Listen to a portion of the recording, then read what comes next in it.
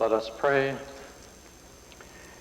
As Canadians and as Albertans, we give thanks for the precious gifts of freedom and peace which we enjoy. As members of this Legislative Assembly, we rededicate ourselves to the valued traditions of parliamentary democracy as a means of serving our province and our country. Amen.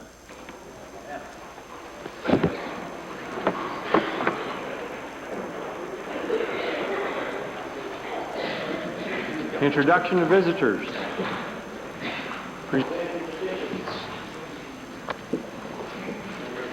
Millwoods. Petition signed by some 400 Albertans urging the government of Alberta to immediately release and make public the final report of the task force on recognition of foreign qualifications.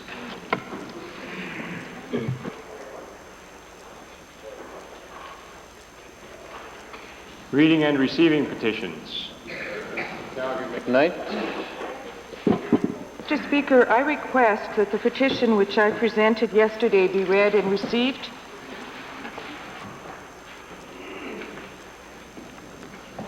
Wherefore your petitioners pray that your Honourable Assembly may be pleased to call upon the Government of Alberta to review the present NEF contours as they relate to Calgary International Airport. These contours have been in place for over 20 years and have been used to make land use planning decisions by the City of Calgary in the area surrounding the airport. Since their determination, the usage level of the Calgary International Airport has greatly increased and the types of aircraft have changed drastically. We respectfully request that these contours be reviewed so that it is certain that they are accurate and truly reflect current noise levels. Presenting reports by standing and special committees. Notices of motions. Introduction of bills. Tabling, returns and reports. Minister of the Environment. Today, Mr. Speaker, the honourable member for Edmonton Jasper Place tabled with the Assembly his account of a meeting in Bonnyville. I would like to table today my recollection of that meeting in the form of a report. Thank you. Culture and multiculturalism. To file with the Assembly today the answers to three written questions, questions 359, 360, and 361, that were accepted on the 13th of May.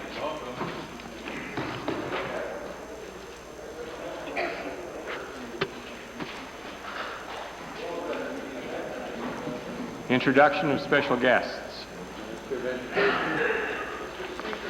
My pleasure today, on behalf of my colleague Ken Rostad, the MLA for Camrose and the Attorney General, to introduce a number of visitors from the Chester Ronning School. Mr. Speaker, the Attorney General and I had the opportunity to visit Chester Ronning School a couple of weeks ago, and they have a reputation that now spans the continent in that the students in that school this year have read a total of nearly 1.4 million minutes over the past 10 months or so. A contest that they've been running that values the importance of reading. Mr. Speaker, they're led today by their teachers, Mr. Brian Baker, Mr. Robert McClarty, Ms. Catherine Osborne, as well as parents Bev Burkholtz and Wendy Kosinski. I'd ask them all to rise and receive the warm welcome of all members of the Assembly.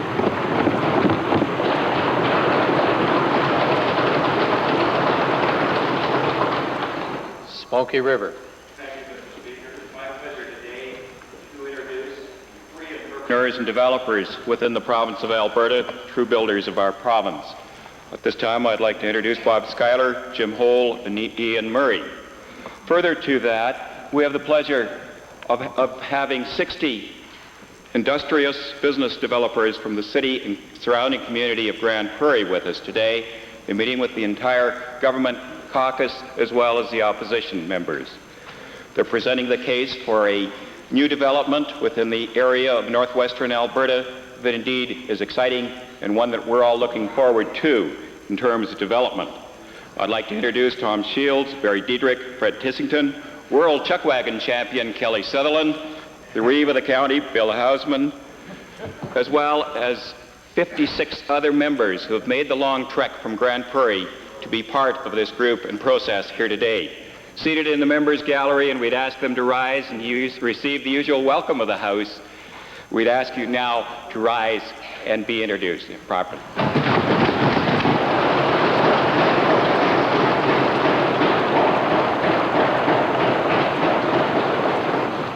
Edmonton Millwoods, followed by Minister of the Mr. Speaker, I'm pleased to introduce to you and the members of the Assembly this afternoon two individuals who were instrumental in preparing and coordinating the petition that I presented earlier this afternoon. In the public gallery, on behalf of the Alberta Association of Immigrant Professionals, is Mr. Jose Morales, and with him, on behalf of the Recognition of Foreign Qualifications Coalition, Mr. Harvey Wood. I'd ask them both to stand now and receive our very warm welcome.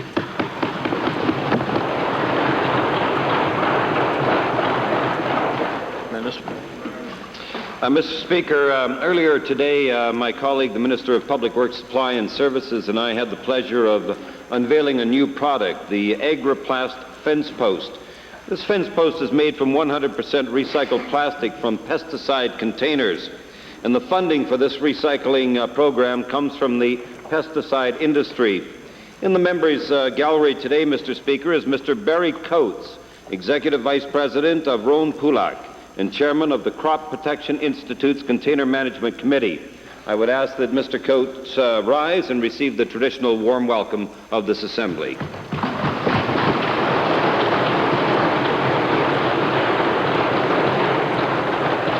Member for Stony Plain. Mr. Speaker, I'd like to introduce to you and through you to the members of the legislature 48 bright, energetic grade 6 students from Mill Grove School in the city of Spruce Grove in the constituency of Stony Plain. They are accompanied by teachers Pat O'Callahan and Mrs. Debbie Schellenberger, whom I had the pleasure of working with for many years as a colleague, and parent Mrs. Pat Bednarik. I'd like them all to stand and receive the welcome of the Assembly.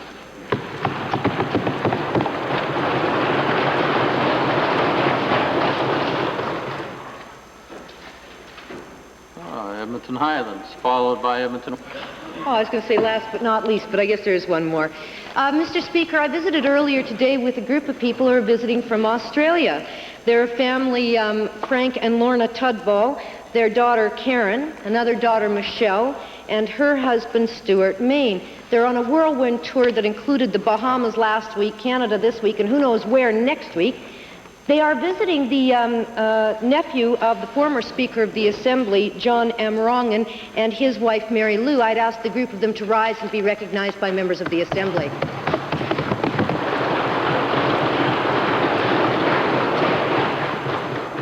Edmonton Whitemud. Thank you, Mr. Speaker. I wish to introduce to you and through you to members of the Legislative Assembly three individuals who are involved with the Fourth World, which is a recreation club. I'd ask them to stand as I call out their names. Patty Lee, Kathy Matson, who is the treasurer, and her son Ricky, who watches Question Period every day and is an aspiring politician. I'd ask members of the Legislative Assembly to give them the usual warm welcome.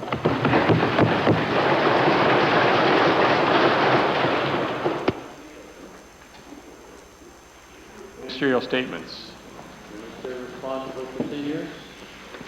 Mr. Speaker, June 1st marks the beginning of National Access Awareness Week. During this week, governments, the private sector, and voluntary organizations across Canada will be raising awareness of issues related to access for all persons with disabilities. These efforts will not only increase public education and an understanding of the issues, but as well will stimulate action that will see the actual removal of existing barriers and the creation of accessibility in the broadest interpretation of its meaning.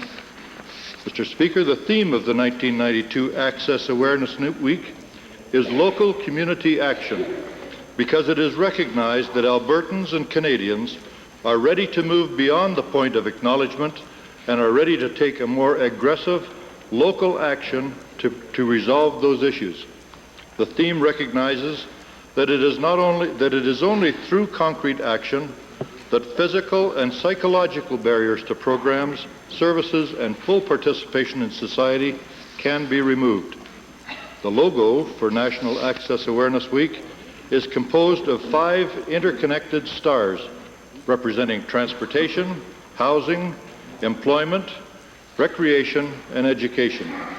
Full integration for persons with disabilities requires effort in all 5 areas. It also means changing attitudes and support systems so that not only persons with visible disabilities, but also those Albertans with invisible disabilities such as learning, intellectual, and psychiatric disabilities can participate fully in all aspects of community living. Mr. Speaker, I would ask the assistance of all members of this legislature in promoting the principles of National Awareness Week, and I would invite all Albertans to become involved. Position. Again, as usual with these statements, I certainly find nothing in the ministerial statement to disagree with, Mr. Speaker. As they mentioned, existing barriers are much more than physical, and if you have a physical disability, that of course can be psychological also, Mr. Speaker. But in saying these words, I think we have to look towards some concrete action, Mr. Speaker. There has to be an opportunity for education, for employment. The disabled, people with disabilities have to be part of some employment equity that the government so far has refused to bring in, Mr. Speaker. People should be supported in taking risks.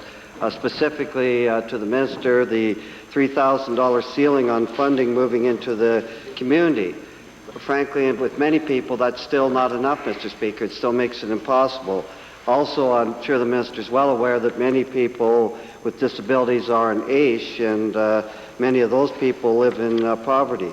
We still have a lack of housing. I'm sure the Minister is aware of all these things. So while I certainly agree with the intent and the sentiments in the ministerial statement, Mr. Speaker, we're going to have to look at concrete action coming from this government. Hear, hear.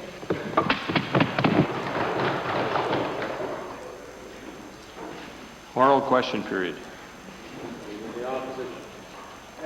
Mr. Speaker, yesterday the Premier suggested the opposition was saying that the Auditor General was part of a government cover-up, Mr. Speaker.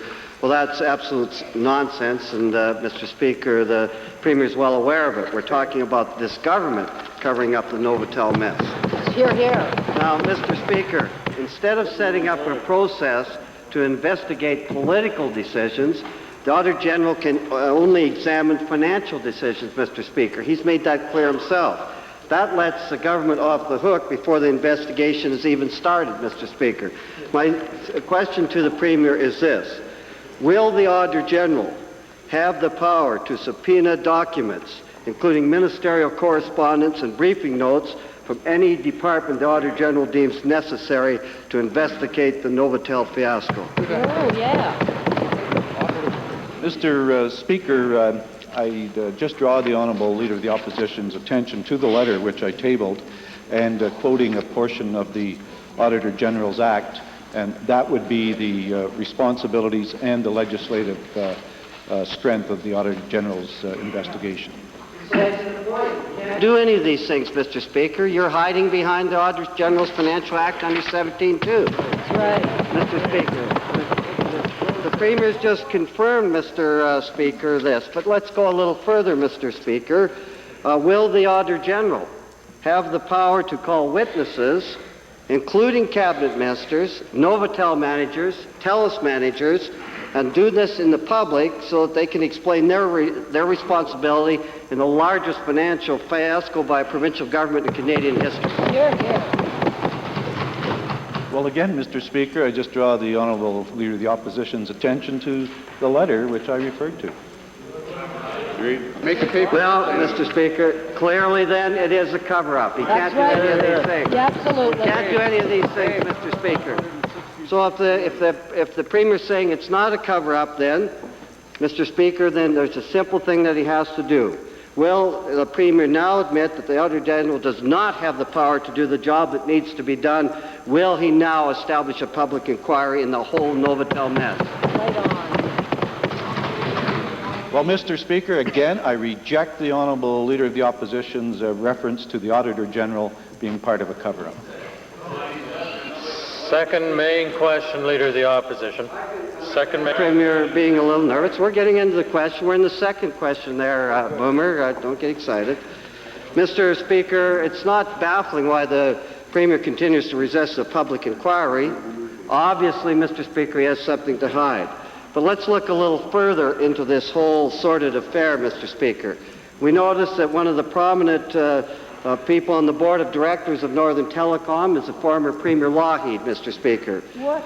Yes, in Northern Telecom, Mr. Speaker. Research has also revealed that 2 members of Telexel, which is buying part of Novotel at fire sale prices, are members of the McCarthy Tetro Calgary law firm, Mr. Speaker. Now, another interesting part of this, Mr. Speaker, is that John Zerny is a former minister of this government, is a partner in the same law firm. Now, Mr. Speaker, I'm sure these things are just coincidence, Mr. Speaker. I'm sure of that. But to the Minister of Technology, under these circumstances, how can the minister assure Albertans that they have the best possible deal for Novotel? Right on. Mr. Speaker, the matter of finding a buyer for Novotel was a process that went over the course of about a year. It was done by a management committee that we put in place of private sector individuals and telecommunications experts. They in turn engaged the services of Warburgs and Company, internationally known as financial advisors. They conducted a search internationally. They found about 60 companies that they should approach. They did so. That list then boiled down to 11 and subsequently to 2. It was a price and a negotiation that took place in the marketplace with a number of considerations, both financial and otherwise, in order to result in the sales that were announced last week. All these things are just a coincidence. Yeah, it's the old sure. Conservative Voice Network, Mr. Speaker, just a coincidence. But, Mr. Speaker, let's look at this deal. This company paid only $3 million up front for its share of the company. Seems like a fire sale price to me, Mr. Speaker. Right. And my question to the Minister of Telecommunications is simply this. If the Minister is so sure that this is such a great deal for the taxpayers of Alberta after they've lost $566 million, will he now make public the written agreement between the province and Telexel so that Albertans may know what the terms of the deal are, Mr. Speaker? Good idea. Mr. Speaker, as the Premier has indicated, a process is put in place so that there will be total, full disclosure of all aspects of the Novotel deal, including the sale agreements. That's a very important matter for the taxpayers to know, but the Auditor General is the person who acts on behalf of all Albertans. And I think it's very important that we have the process in place that can fully analyze and assess the judgments of government in this regard, the judgments of management committee, and the judgments of others in respect to Novotel. Doesn't have the right to do that, Mr. Speaker. Right. Now, Mr. Speaker, the Minister won't reveal management letters from the Auditor General. He won't reveal the actual deal between Telexel and the government. We have prominent Tories involved up to their eyeballs, right. Mr. Speaker. Surely, Mr. Speaker, to the Premier, he must understand what this is saying to the public of Alberta. Right. Will he now put in an independent review, Mr. Speaker, and do it promptly and quickly, Mr. Speaker, instead of this charade that he's doing, Mr. Speaker? Mr. Speaker, there is an independent review. I just again draw the attention of the honourable member to the Auditor General, the request to the Auditor General. The Auditor General reports this Assembly, and the Auditor General is independent. And I reject the Honourable Leader of the Opposition's position that somehow the Auditor General is involved in a cover-up. The Auditor General will make everything public that's involved. His management letters, obviously he'd be making public. I mean, all of this information will be in the Auditor General's report. Edmonton Glengarry on behalf of the Liberal Party. Mr. Speaker, the minister responsible for telecommunications made an incredible admission this morning on a radio talkback program in Edmonton. He admitted that he received, and he's smiling and laughing, I see, I can't understand how this can be so funny, Minister. Get away with that. Mr. Speaker, the Minister admitted that he had received the 1991 management letter, but that he had not read the management letter thoroughly. Those are his words on the radio talkback program. Yesterday, that same minister told this assembly that we, presumably cabinet, had given a firm mandate to Novotel. My question to the minister is this. Ministers are supposed to do their homework and they're supposed to lead. How could the minister and how could cabinet give a firm mandate if the minister says he didn't look at the 1989 management letter and he only glanced at the 1991 management letter? All serious matters according to the Auditor General.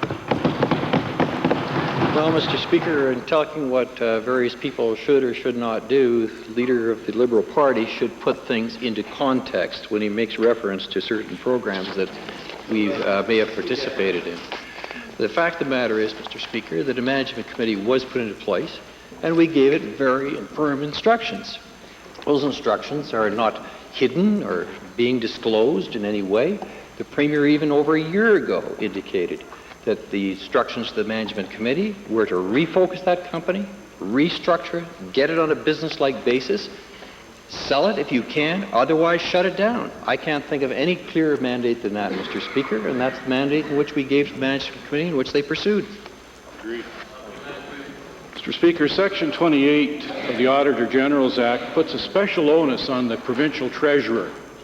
That onus is to be informed of difficulties, management difficulties that exist in a department or a Crown corporation, and I can only assume that the Auditor General informed the Treasurer and that the Treasurer saw these management letters. I would like to know what special action the Treasurer took when he looked at both of these management letters and stopped and should have done something to stop the taxpayer hemorrhaging of money in this Novotel fiasco. Speaker, the question for the member from Glengarry certainly puts into context the trouble with his own research. Much of his position has been speculation, and much of his position has been out front of the important work being done by the auditor. Surely you have to give the auditor an independent review, an opportunity to bring together in a full way and to report clearly what has happened here. And this is particularly the point, Mr. Speaker, particularly the point. This government works on the basis of fact, not fiction. We don't base our opinions on rumors. We base our opinions on facts, Mr. Speaker. And clearly the member from Glengarry across the way has no knowledge as to whom the letters were sent. And I can confirm in this House today, Mr. Speaker, that the letters did not go to Treasury. Therefore, Mr. Speaker, obviously, like the rest of his questions, are out of order. Mr. Speaker, either the Auditor General is negligent, and I don't think that's the case, or the Treasurer is negligent. The Treasurer has a special duty when a problem arises in a Crown corporation to do something about it. Now, Mr. Treasurer, my question is simple. You knew this company was in big trouble. You should have seen these management letters. I want to know specifically what you did to discharge the onus you had on you. Mr. Speaker, here he goes again.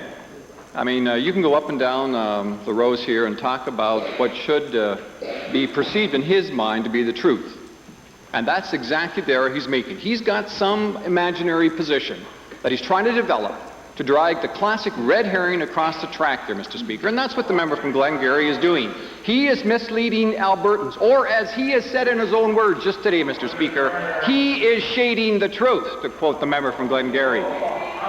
This is what's happened, Mr. Speaker. In the case of Crown corporations, the Auditor General, should he find any kind of a management recommendation, sends it to the ministers involved and to the Crown corporations involved.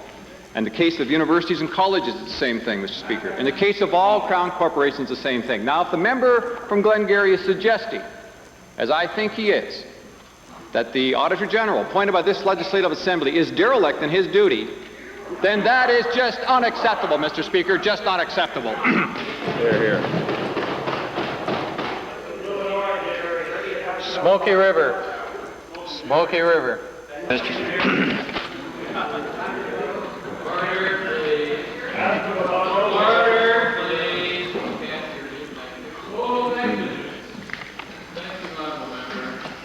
You had your 3 questions. Now please pay attention to the rest of the operation of the House.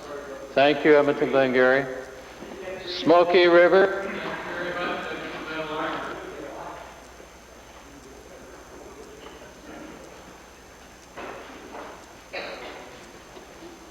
Smoky River. Thank you, West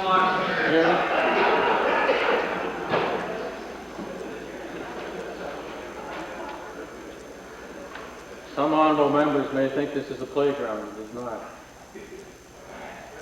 Order. You're wasting your own time, honorable members. Smoky River. Mr. Speaker, my question is of great concern to the agricultural community, and I think it's a serious question. To the Minister of Agriculture, the Alberta Specialty Crops Association have been lobbying that those who purchase their product be properly bonded or covered through a bonding or insurance agency. Since many of those who purchase the product, or these particular products, are located throughout Canada, has the Minister discussed this issue with his federal counterpart?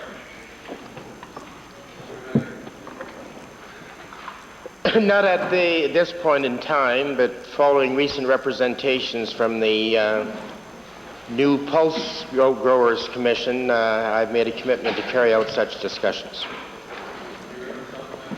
Further, to the Minister of Agriculture, since Alberta is such a diversified product production area as far as agriculture is concerned, what crops would the Minister envision as being covered under this bonding agency? Currently, the 6 major cereal crops are covered where the dealer has to be both licensed and bonded. The proposals that are being assessed would bring in things such as field peas, lentils, beans. We've also extended it to assess whether or not alfalfa products should also be looked at. Yesterday, the telecommunications minister admitted that the deal the government made to sell Novotel really had more to do with saving jobs at Northern Telecom's Calgary switching plant than the 500 jobs at stake in the Novotel plant. In other words, Northern Telecom, realizing the desperation of the government, threatened to close its Calgary plant. No wonder the minister did his best to obscure the number of jobs lost in his press release. Will the minister now admit that Northern Telecom was able to reduce what it paid for Novotel by threatening to close the switching plant, and that the minister conveniently left that out of his news release because he didn't want Albertans to know about it? Well, Mr. Speaker, the honourable member couldn't be further from the truth. The fact of the matter is that Northern Telecom and its switching plant, by virtue of the type of technology employed, didn't say they were going to shut anything down. They just indicated that over time they would scale that down and it would go out of existence because of its technology. But here was an opportunity to capitalize, Mr. Speaker, on the new technology. The new technology is wireless. That's where the action is going to be. That's where the future of telecommunications is. And I'm just pleased the type of negotiations that were held will result in a worldwide center for wireless manufacture and research and development in Calgary. All that, Mr. Speaker, doesn't give the minister any excuse for misleading the people of Alberta about the number of jobs created. Well, Northern Telecom has only promised to hire 150 of the Novotel workers. The minister didn't say that. And maybe another 135 over the next year, out of 500 workers. Now, given the minister's failure to negotiate a better deal, and the misrepresentation yesterday of the jobs in his news release, will the minister now resign and tell the Premier to call that public inquiry that we need to get to the bottom of this? Well, Mr. Speaker, I think I just refer the honourable member back to Hansard of yesterday. I went through those figures for him. The arithmetic was there. The representations in the announcement were correct in every respect. And insofar as a public inquiry is concerned, Mr. Speaker, I think the taxpayers of Alberta want an answer, and they want it soon with respect to Novotel, and we want that to happen soon. A public inquiry, as we all know, will result in probably a 2-year type of process at a cost of probably $25 million for the taxpayers, and I don't think the taxpayers want to go that route. But they do want full answers, and we're going to get them full answers. Calgary Northwest. Thank you, Mr. Speaker. Mr. Speaker, when $500 million is lost, it doesn't just go up in smoke. It's obvious that some people have made some huge profits from this deal. My first question to the Minister responsible for telecommunications is I'd like to know what finder's fees and commissions have been paid by the government in the purchase from Nova, in the repurchase from AGT, and in the final fire sale. Well, Mr. Speaker, I don't have all of those facts at my fingertips right here. It's a matter for the order paper. The honourable member can get that information. But all matters... Order through the... But again, Mr. Speaker, and I refer the honourable member to the letter that the Premier sent to the Auditor General. You'll notice that itemized in that letter are all aspects of the acquisition of Novotel going way back. And all matters pertaining to that will be in the hands of the Auditor General, so he can do a clear assessment of the decisions of government in respect to that and other individuals that may have been involved. That's the process, Mr. Speaker, and I think it's a responsible one. Specifically spelled out. Well, I'm not surprised the Minister doesn't know the information. It seems he's the Minister of no knowledge. But let me ask him another question then. Will the Minister provide the information that was paid out last year in severance packages to the 3 executive officers who were turfed out of Novotel for mismanagement? Mr. Speaker, no severances were paid by this government at all. TELUS Corporation owned Novotel at the time that the terminations were made, and whatever arrangement they made, and the basis upon which that is the business of TELUS. But it does not impact in any way on the taxpayers of Alberta.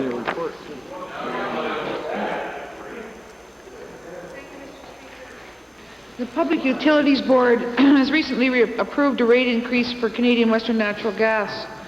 Many of my constituents are very concerned that yet another increase in utilities has occurred this year. I was wondering, could the Minister of Energy please explain why approval was given for this increase? Good question, Pat.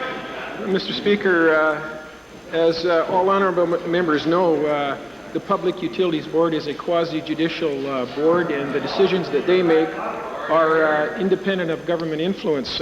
I can, though, Mr. Speaker, speak briefly to the process by which the Public Utilities Board comes to their conclusion with regard to the issue mentioned by the member for Calgary Foothills. The Public Utilities Board, in setting rates into the future, must look at traditional weather patterns, historical weather patterns, Mr. Speaker, and that's because the utilities have fixed costs. Those fixed costs have to be recovered whether or not the natural gas is sold. And if there is a decrease in sales of natural gas, the fixed infrastructure doesn't go away. It must be amortized. And so in the case of the recent case of the PUB decision, in that warmer temperatures occurred, less gas was sold, and there was an increase in rates to cover the cost of infrastructure. Thank you, Mr. Speaker. Mr. Speaker, we've seen a depression in the gas prices this year, and interest rates come off, and many changes within our economy. So I'm wondering if the Minister could explain, was this increase absolutely necessary? Well, again, Mr. Speaker, the decision was made by the Public Utilities Board. It was a result of submissions, intervenor submissions made before the board, and the decision was based on a balance of those submissions. I should say, though, Mr. Speaker, that the board is endeavoring to move away from the traditional decision-making process to a more contemporary decision-making process. The normal weather pattern that they used for average was 50 years. It is now reduced to 20. And because in the last 20 years it's been warmer than the former 50 years, on average, it then resulted in this higher rate. Mr. Speaker, it is an important point because I have, as indicated in this House before, asked the board to quickly review the process of incentive rate making. That is, if there is a reduction in consumption that is a result of the utilities' efforts, that they be rewarded. Right now, Mr. Speaker, the process worldwide is that rates are set based on expanding the rate base. There is a movement afoot in North America to move away from that, Mr. Speaker, and I've asked the PUB to be just as contemporary and look at those issues in very short order. Edmonton Strathcona. Thank you, Mr. Speaker. The Minister of Career Development has tried to deny his government's responsibility in the Joe Dutton immigrant investor scandal, but the facts are Western Canadian Shopping Centres was an Alberta company. Dutton appears to have violated the offering memorandum he was required to file in Alberta. Dutton has had political connections to this government, and Saskatchewan maintains that this is a made-in-Alberta mess. To the Minister of Career Development, given that Alberta's international investment reputation has been seriously damaged by this incident, does the minister intend to continue to abdicate his responsibility simply because Dutton had friends in high places? Well, Mr. Speaker, I'd rather have them in high places than low places, as referred to just a little earlier. But I don't think it is a joke. And Mr. Speaker, it's plain and clear that the issue is a Saskatchewan issue. The Western Canada Properties Incorporated was an Alberta offering, which is entirely different from what the honourable member has suggested. It has nothing to do with Alberta, and Mr. Dutton's offering, as far as complying with the federal regulations for business immigration, may be at question. But that question is before the courts. And I would suggest that is the place it should be dealt with, and I'm prepared to listen and wait for the answers, because Mr. Dutton has no involvement with an Alberta holding company and has no business interest in Alberta in relation to the business investor program.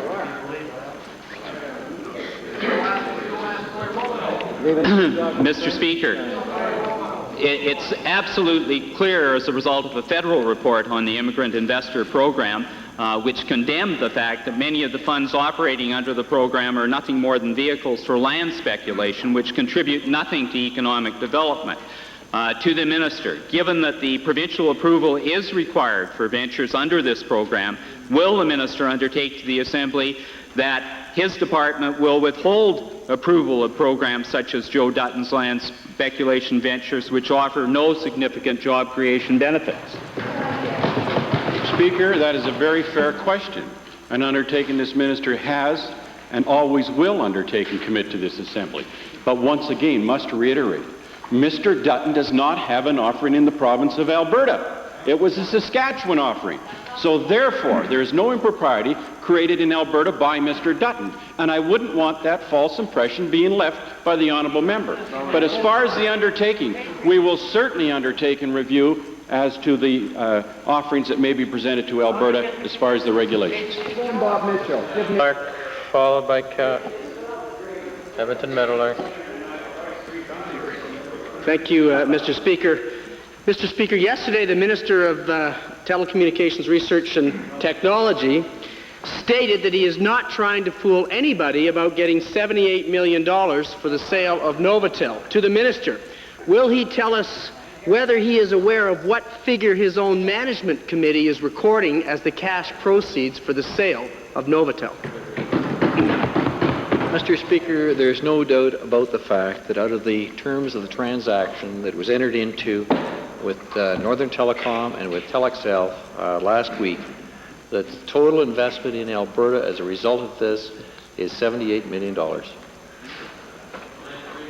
Mr. Speaker, a member of the Novotel Management Committee has explicitly told us that the government received $47 million as the sale price for the sale of Novotel. How can this minister continue to say that he is not trying to fool anybody about the sale of Novotel when he is using the figure of $78 million as the sale price, and his own management committee, the one that he set up to run that company, is saying he only got $47 million for that sale? Now, Mr. Speaker, as I indicated, the total amount that was invested in Alberta as a result of this and came into Alberta as a result of that sale, and just look at the announcement, Mr. Speaker. The honourable member can just look at the announcement. It is totally broken down as to every aspect of the sale. with respect to the Center for Research and Development, with respect to the sale of assets, with respect to the sale of the subscribers business. It's all there, Mr. Speaker, and I stand by that. Order, please, honorable member. Order. Red Deer North. Mr. Speaker, I'd like to ask a question to the Minister of Energy in relation to the upcoming Towards 2000 conference. Recently, in just a few weeks ago in Red Deer, some 80 individuals from a broad cross-section of the community gathered together and formulated some very in-depth input. They spent a day and a half preparing for this conference. A number of them have been recognized to attend as delegates, but a number have not. And I'd like to ask the Minister what determinations were involved in deciding which people would be able to attend the conference. Was it regional? Why were there limitations placed? Mr. Speaker, the Premier's Conference on the Alberta's economic future is to be held on Thursday and Friday of this week in Calgary. And this is the culmination of a long process that involved thousands of Albertans with thousands of submissions to basically myself as chairman of Economic Planning Cabinet Committee on behalf of all of my colleagues on that committee. We have received a number of requests to attend this very important process that has involved a range of individuals, Mr. Speaker, from the mayors of the cities of Edmonton and Calgary who have made submissions, to environmental advocates from as far away as Rocky Mountain House, to small towns and villages across this province. Labor groups have been involved, and economic development authorities. They will all send delegates, Mr. Speaker, to Calgary. We are constrained by the number of people we can accommodate in Calgary, between 500 and 600. Many organizations we've asked to send delegates, despite the fact that many of them would like to come have their whole organization be there. That's not possible. And at this conference, all of the delegates will be considering the submissions that we've received, both in the 7 public forums and the 7 roundtables that have been facilitated by the Banff Centre. And we see from that, Mr. Speaker, an opportunity to develop a white paper for the future of this province's economic future. Mr. Speaker, in the development of the Red Deer submission, people were taking time from their businesses, from their homes, and the one question that came up, even though they were very willing to spend a day and a half of work on their submissions, is there going to be something actually in place to assure that there will be a response mechanism to the submissions that are going to be coming forward? Let me first say that I encourage, I should have said in the first question, that I encourage all MLAs in this assembly to attend. As the organizer of the event in Calgary said, I hope that everybody can take their uniforms off and come as interested Albertans and not with some political agenda.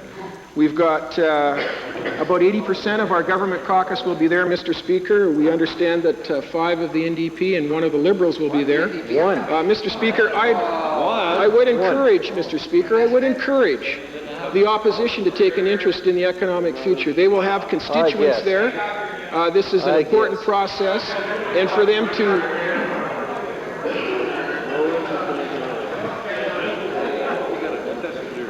Mr. Speaker, for them to ignore this process, I think, is a poor reflection on their commitment to their constituents that have participated in this process.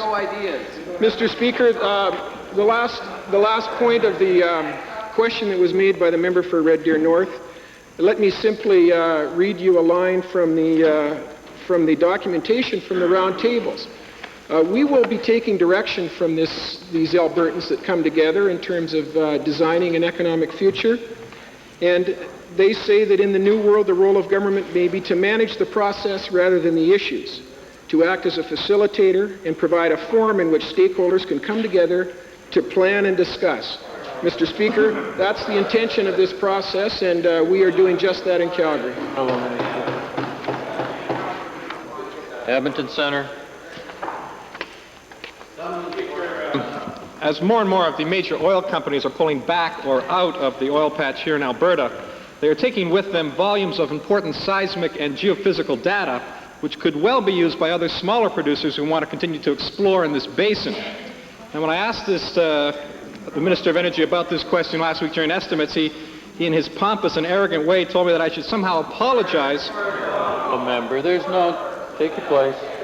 There's really no need for that inflammatory language. Let's just get on with the question.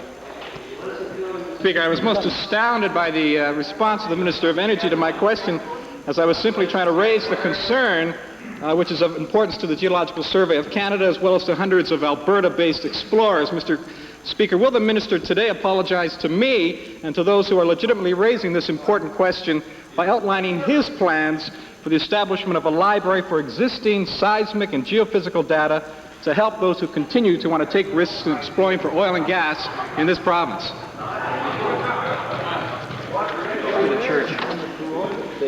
Mr. Speaker,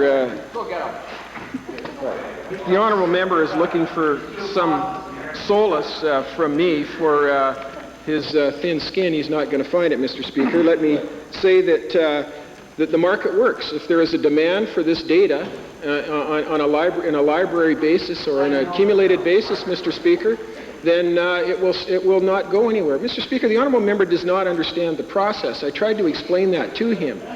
All of the companies maintain their own libraries of well data and seismic data, and there are exchanges in the industry, Mr. Speaker, that catalog this information and broker it out. If people are looking for particular data on reservoirs or core samples, it's done on a commercial basis. The honourable member should understand that before running off and talking about something he's not sure of, Mr. Speaker. On the contrary, Mr. Speaker, the Minister's office doesn't know how desperate it is in the oil patch for people to get out there and be able to successfully explore and drill for oil and gas in this maturing basin, and the frustration they have in volumes of important data either being excluded from them or taken away because of this so-called marketplace where they've been allowed to retain this data. Mr. Speaker, I want to ask the Minister of Energy if he will undertake to contact officials at the Geological Survey of Canada in Calgary, who themselves have said that this data is crucial for oilmen of the future as well as having scientific value, and that they, the GSC, would be certainly willing to consider playing a role in storing this data. We contact them and other provincial energy ministers to determine how best to make this valuable data available to present and future generation of Albertans. Mr. Speaker, this information is available. It's available on a commercial basis. I have talked to individuals in Calgary who are interested in the government buying this information and spending dollars to keep it in the province. I've explained to them that the market works. If there's demand for this information, then it will stay here on a commercial basis. If there's not, then what is the role of government? To second guess that decision? I don't believe that, Mr. Speaker. On, followed by Edmonton Goldbar. Venerable history is a part of the post-secondary system of the province of Alberta. But recently, the Minister of Advanced Education eliminated its annual grant with a $50,000 goodbye kiss. The Minister in the estimates debate justified this cut by saying that the government does not fund theological degrees. My question is to the Minister of Advanced Education. Given that theological studies are always ecumenical, philosophical, and wide-ranging in their approach to significant social issues, and they are a legitimate part of the arts and sciences, how does the Minister justify selecting out this institution for such discriminatory treatment? Mr. Speaker, I think history tells us that the Alberta taxpayer has been extremely altruistic in terms of funding various programs. The very fact that this was the only one in Alberta, as a matter of public policy, this province has not, as a matter of policy, funded theological programs, and that exception to the rule was really historic, and at some point, with the matter of setting priorities in public institutions with regard to education, it simply had to go. Mr. Speaker, many of the courses that are offered there are undergraduate courses, they're continuing education courses, they're courses that are accepted at the University of Alberta for transfer credit. And the minister's already approved funding for other private denominational colleges. Will he at least now commit to reviewing his position and consider restoring equity to the post-secondary system in Alberta? Mr. Speaker, let the matter be abundantly clear to all members. We fund public institutions with regard to those programs in some 27 institutions at over $1 billion. 27? Mr. Speaker, we believe to a very great extent in the freedom to choose, and whether it's King's College or Concordia College or Augustana College or Canadian Union College, those who are offering Albertans the opportunity of undergraduate liberal arts training, including, Mr. Speaker, I would put out St. Stephen's and others. If there's a transfer program, we fund those programs. We do not, as a matter of public policy, fund, nor do we plan on funding, Mr. Speaker, for theological degrees. Edmonton Goldbar. Evidence showing disarray in the Department of Family and Social Services continues to grow. Earlier, we highlighted the failure of the department to pay foster parents on time. Now it seems that the department has even had trouble getting payroll checks to its staff. Astonishingly, that was handled by issuing welfare checks to employees. My questions to the Minister of Family Social Services are, will the minister explain how his department could not process a payroll check on time, yet could suddenly produce a welfare check for an employee? Good question. Mr. Speaker, it's always somewhat awkward and somewhat difficult to talk about a matter that the member knows full well is before the courts.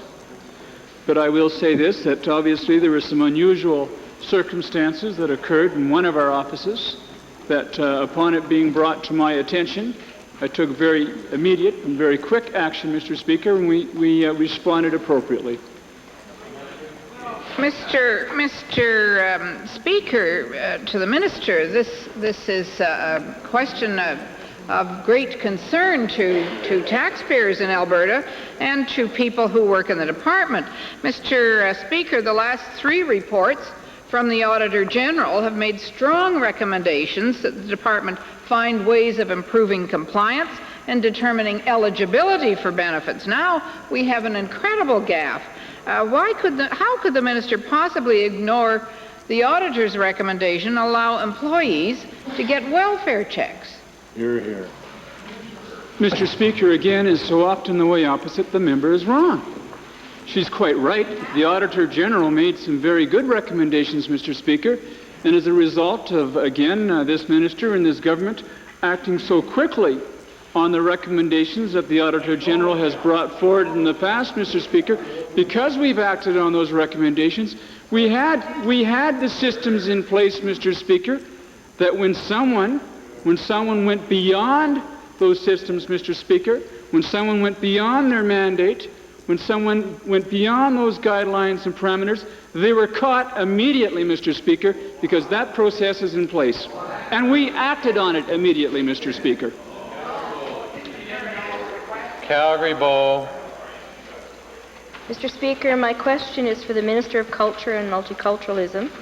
Mr. Minister, my question is with regards to the Western Heritage Centre on the Cochrane Ranch site. There seems to be growing concern about this project being completed, as there appears to be no visible evidence of construction being done at the site. Mr. Minister, could you please tell the Assembly, is the Western Heritage Centre going to be built as promised? Good question. Mr. Speaker, I'm glad to get this question today because it will allow me the opportunity to set the record straight on an earlier question raised by the member from Calgary Northwest. It's funny how things turn out that way. Some of these coincidences are interesting. But, Mr. Speaker, let me say, first of all, the Western Heritage Centre, of course, will be built. There's an intense effort underway to get this built. But depending on when you drive by, it may not look like anything's happening because of the prudent actions of the Western Heritage Centre Society in not spending money they don't have. They're going through an ongoing fundraising process. I'd like to quote from the Calgary Herald of the 20th of May, and it references the member from Calgary Northwest. He comes up with this every 3 or 4 months. He never brings it up when there are 18 or 20 people crawling around down there working. Minister, order. Honourable Minister. We're really not here to be quoting what is supposed to have been printed by some supposed expert somewhere else. It's dealing with what actually happens here. Take it from that, Mr. Speaker, you're not interested in having me table this document.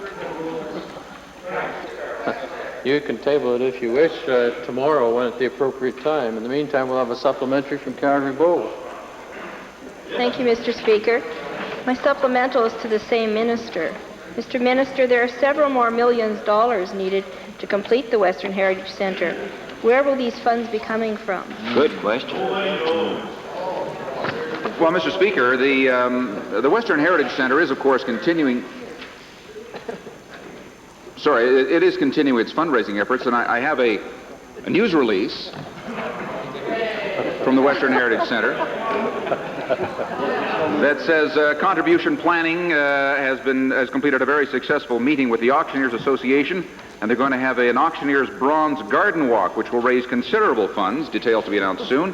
As well, a downtown business group is poised to begin solicitation in June. Mr. Speaker, they're saying that the way they handle this project leaves them open to some criticism to the unthinking.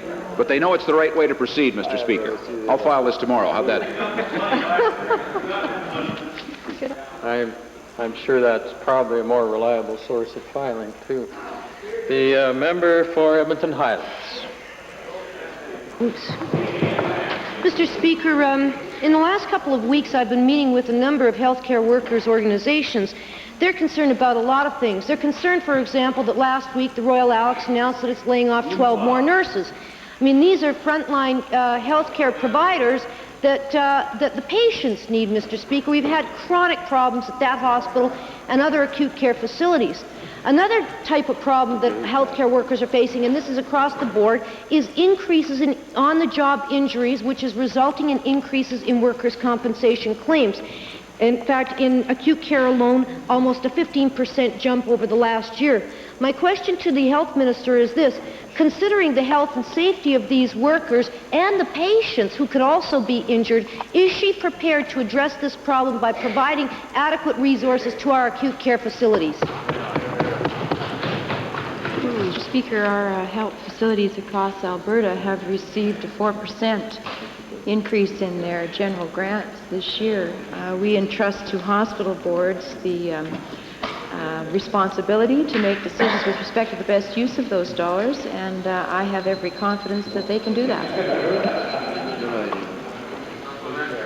Well, Mr. Speaker, the facts show something different. The facts show that we've got a 30% increase in the accident rate, the hospital industry rate, over a 3-year period. This is not just a problem affecting the workers, it is also affecting the patients who sometimes fall when the workers can't catch them. Is the minister not concerned that this problem could be redressed by measures in her powers, Mr. Speaker? Well, that's a very different question, Mr. Speaker. In fact, we know that the health sector is one that has, I would say, an unacceptable rate of accident and injury by workers. Addressing that is not just a matter of finding new dollars, but rather starting to address the issue from the point of view of health and safety of workers, the kinds of incentives we might put in place to encourage greater safety precautions in the health sector. The Minister of Occupational Health and Safety may wish to supplement my remarks, but suffice it to say that I agree with the honourable member that it certainly is an issue that health has to be dealing with, and in fact is through the health sector itself. Time for question period has expired. Might we revert briefly to the introduction of special guests? Opposed? Carried. Thank you. The member for Edmonton Kingsway. It's my pleasure today to introduce two people in the public gallery. I would ask them to stand when I call their name and remain standing until they are acknowledged by the House. First, Peter Woloshin, the Reeve of the County of Parkland, brother to my colleague on my left and a colleague of mine when I was teaching at Harry Ainley for many years. The other person is Anne Hatfield from Jasper. She is the constituency manager for my colleague on the other side. I would ask the House to give them a warm welcome.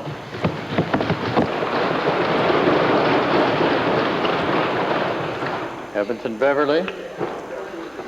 Pleasure for me today to introduce to you and to members of the Assembly 38 energetic young students from Rundle School at Edmonton Beverly. They are accompanied by their teachers, Mr. Hudson, Mr. Lowen, and parents, Miss Karen Cook and Mrs. Doris Gear. They're sitting in the public gallery. I'd ask them to rise and receive the warm welcome of the Assembly.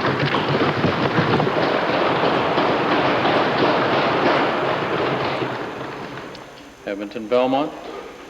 Speaker, I too have guests in the members gallery this day. There are 34 students from the John Barnett School located in the constituency of Edmonton Belmont. They're accompanied by their teacher, Mr. Collins, and by parents, Mrs. Reed, Mrs. Corrin, and Mrs. Murray. I would ask that they rise and receive the traditional welcome of the Assembly.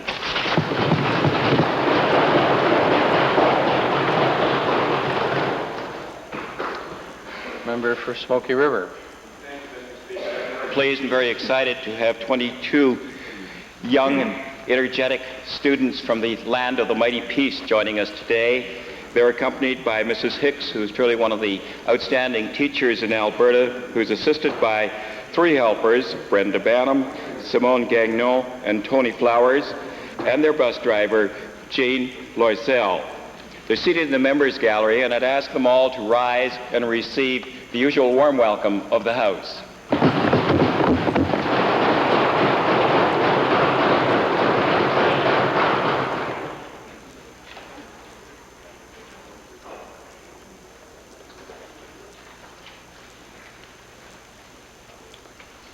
Yesterday, the member for Edmonton Glengarry raised a purported point of privilege. Under Standing Order 15.5, it was appropriate to raise the matter at that time. Various citations were given, most of them citing the mechanics of the process of raising a question of privilege, namely Standing Order 15.1, Standing Order 15.5. The references to Beauchesne 114 sub 1 and 115 both are basically the same points as Standing Order 15.1 and Standing Order 15.5. Beauchesne 118, as quoted, is a reference which is only appropriate to cite if the chair has already decided a prima facie case of privilege exists. There was some possible confusion as to whether or not the Minister of Technology, Research and Telecommunications had quoted from correspondence from the Auditor General. Upon examination of Hansard, the Minister did not quote from correspondence. However, the Minister did quote from the annual report of the Auditor General, 1990-91, as publicly tabled in this House on April the 10th of 1992. The direct quote is found on page 1077 of Hansard of May the 25th, 1992, and is taken from page 100 of the Auditor General's report. And the quote is this: Novatel's new management has proposed or taken action to address my recommendations. It is understood that the province of Alberta is seeking a purchaser for Novatel, close the quote. At the request of the chair, the minister met with me at 8 a.m. today. He brought with him 2 letters of transmittal. Letter number 1 is dated November 22nd, 1990, and was sent from the Auditor General to Mr. J.R.S. Stankiewicz of the Chartered Accountant firm of Ernst & Young. No copy is shown as having been sent to anyone else at that time. The letter shows a date stamp as being received in the minister's office May the 25th of 1992. And fax transmittal codes of May 25th, 1992, 1201, from the Auditor General to a fax number 70178. And May 25th, 1992, at 2:32, to the Office of the Minister of Technology, Research and Telecommunications.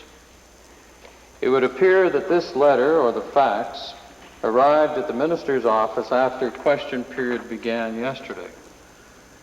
The minister left after question period for Calgary and reviewed this correspondence earlier today. He then delivered it to my office. The chair retained a copy of the transmittal letter. Letter number 2 is dated July the 30th of 1991. It was sent by the Auditor General to Mr. W.D. Grace, Chairman of the Management Committee of Novotel Communications Limited. 5 persons were shown as being copied, the third being the Minister of Technology, Research and Telecommunications. The date stamp shows this letter as being received by the Minister's Executive Assistant on August the 1st of 1991. The Chair also retained a copy of this transmittal letter. The Auditor General, like the Ombudsman, Chief Electoral Officer, and the Ethics Commissioner, is an independent officer of the Legislature. He is appointed pursuant to the Auditor General Act, and his duties, powers, and responsibilities flow exclusively from the Auditor General Act and not from the privileges of this Assembly.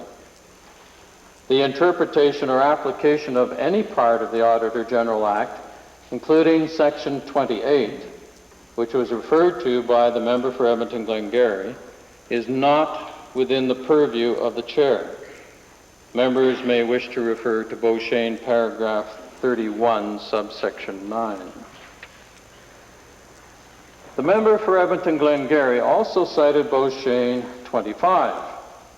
It is worthy of comment, and when it refers to the House of Commons, we should note it applies to this legislature, and I quote, "The Speaker has stated on a number of occasions I have defined what I consider to be parliamentary privilege. Privilege is what sets honorable members apart from other citizens, giving them rights which the public does not possess. I suggest that we should be careful in construing any particular circumstance which might add to the privileges which have been recognized over the years, and perhaps over the centuries, as belonging to members of the House of Commons. In my view, parliamentary privilege does not go much beyond the right of free speech in the House of Commons and the right of a member to discharge his duties in the House as a member of the House of Commons." And this is cited in the debates of April 29th, 1971, page 5338, close of quote. In addition, Joseph Mingo, in his book Parliamentary Privilege in Canada, states on page 190, and I quote, "In deciding whether there is a prima facie case, the Speaker also excludes any matters which are otherwise properly to be dealt with under the practice or standing orders of the House. That is to say, where the answer to the alleged question of privilege is contained in the rules or the practice of the House, it would unlikely involve a breach of the privileges of the members." Close of quote. The matter of the 2 post-audit memoranda, the 2 letters, could properly be requested singly or collectively as motions for return and debated and dealt with by the House.